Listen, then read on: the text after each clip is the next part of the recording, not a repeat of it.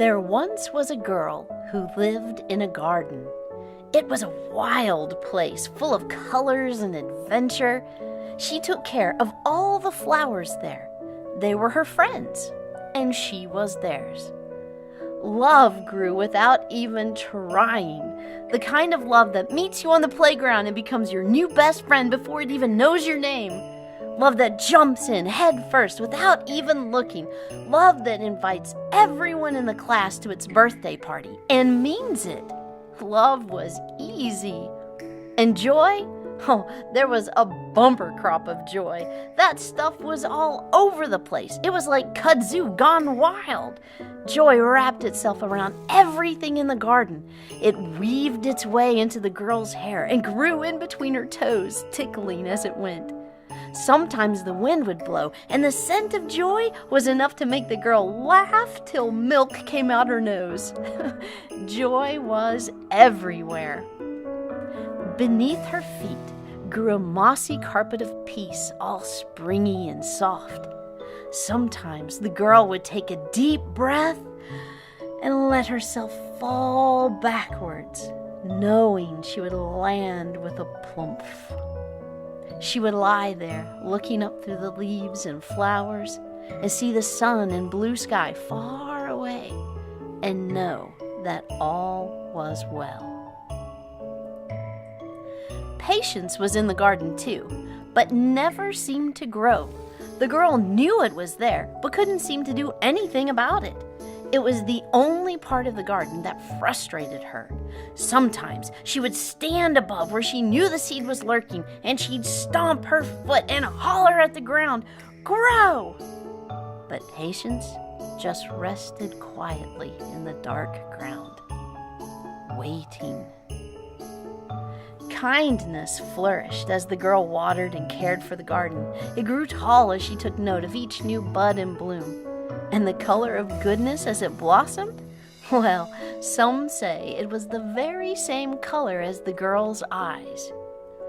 Faithfulness was one of the most beautiful flowers in the garden, but it grew slowly and took a lot of tending. The girl had to give it special attention every day for it to grow. Sprinkled throughout the garden were the tiniest, most delicate blooms. They were some of her favorite gentleness and self-control, but oh, they were so fragile. In her excitement, she would often accidentally crush them between her fingertips or trample them while dancing. It's hard for a girl to be careful in such a wild place. As the girl grew, so did the garden, and they both changed. It was still a wild and wonderful place, and the flowers were still her friends, but sometimes it would storm. Sometimes the wind lashed out, leaving love and kindness broken on the ground. Thorny weeds crept in, choking joy and faithfulness, enough to break the girl's heart. Sometimes the girl would grow careless and forget, leaving the garden to grow on its own. But she always came back. After all, it was where she belonged. She'd clear the dead leaves, pull out the weeds, and work till her muscles ached and her hands bled. And she would find peace, still there, waiting to catch her when she fell in exhaustion.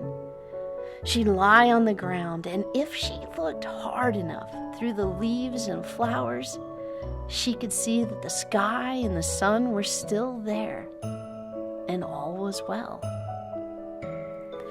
As she grew older, the girl noticed changes. Love was taller than she was, much taller. Why, she could even stand under it while it rained and stay dry. Her playmate, Joy, was still wrapped around everything in the garden, but it was thicker, sturdier. Sometimes it seemed to the girl like Joy was holding the other flowers up. Kindness and goodness deepened their colors, adding a rich canopy to the garden. And faithfulness had grown taller and stronger than she ever would have dreamed.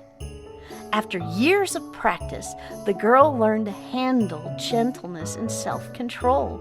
Sometimes she was even able to weave them into wreaths that she wore in her hair. But what most surprised the girl was patience.